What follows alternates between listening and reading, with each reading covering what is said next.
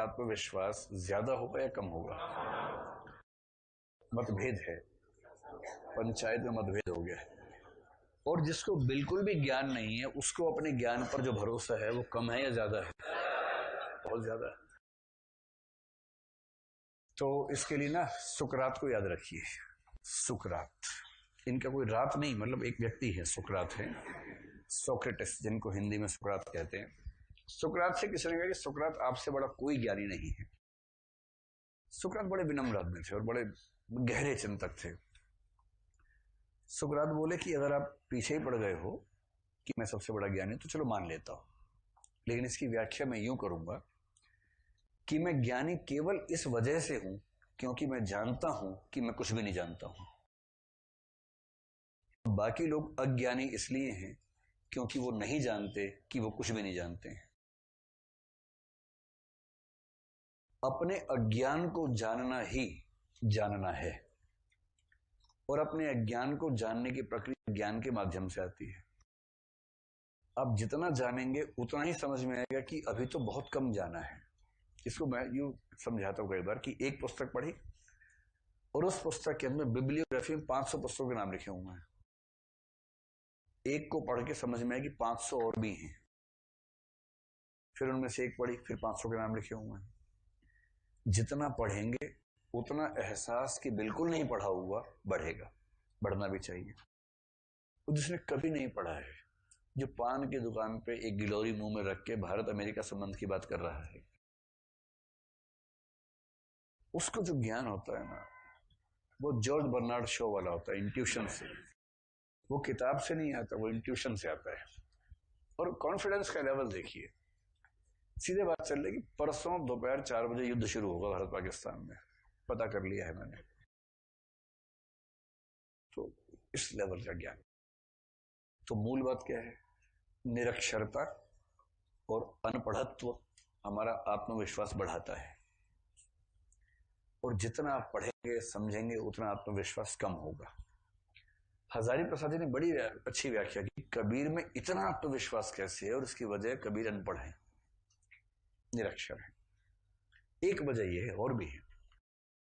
दूसरा ये भी होता है कि बच्चे की परवरिश कैसी हुई। अगर बच्चा बहुत प्रोटेक्टेड माहौल में हो ना, कि घर में पेरेंट्स कहते हैं चलो बेटा होमवर्क कर लो, चलो बैठो हमारे सामने होमवर्क करो, लो अब तुम दूध पी लो, लो अब तुम एक संतरा खा लो, अब तुम एक केला खा लो, फल खाने से पोषण होता है अच्छा। बच्चे कहे जी मम्मी, जी पापा, जी मम्मी, जी पापा। फिर क्या बेटा अब तुम्हारा स्पोर्ट्स का टाइम शुरू हो गया, 12 मिनट खेल सकते हो तुम, जाओ तुम छुपन छुपाई खेल लो बेटा, धप्पा आराम से करो, चोट ना लग जाए, ध्यान रखना। तो ऐसा बच्चा अनिवार्यतः गोलू ही बनेगा। और जो बच्चा बचपन से घर के बाहर निकल गया हो ना, कि साइकिल चला रहा है क्रंची एकदम, उसके अंदर से पैर डाल के ऐसे ऐसे करके, ऊपर से ऊपर तो जा ही नहीं पा रहा बेचारा, अभी अंदर से पैर घुसा के साइकिल चला रहा है मेन रोड पे, हल्की हल्की सड़क पे नहीं। और पेरेंट्स खुश है क्योंकि 5-6 हैं उनके पास, एक चला भी जाएगा तो मैनेज कर लेंगे। पेरेंट्स को भी खास तनाव नहीं है क्योंकि उनके पास संपत्ति पर्याप्त है इस मामले में।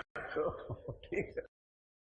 अब ये जो कॉन्फिडेंस से बड़ा होगा ना, रास्ते में किसी ने अंकल ने डांट दिया, अंकल को पीट के भगाया साइकिल से, अंकल ढूंढ रहे हैं छिपा हुआ घर के अंदर, ये जो इसका विकास होगा उसकी बात। कबीर कैसे बचपन रहा होगा, ऊपर से नाथ परंपरा में दीक्षित हो गए। एक तो इनका जन्म ऐसा हुआ, इनकी माँ कौन पता नहीं किसी को।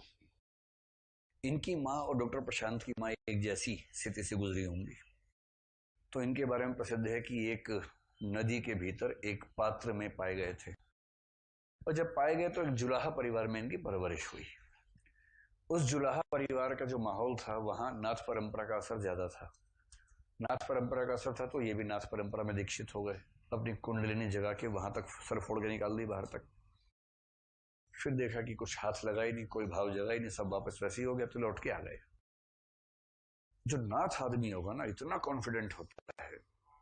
नागा बाबा याद कीजिए, मैलांचल वाला, काली चरण से भेंट से पहले उनका आत्मविश्वास स्तर देखा है आपने? वैसा आत्मविश्वास रहता है इन लोगों को।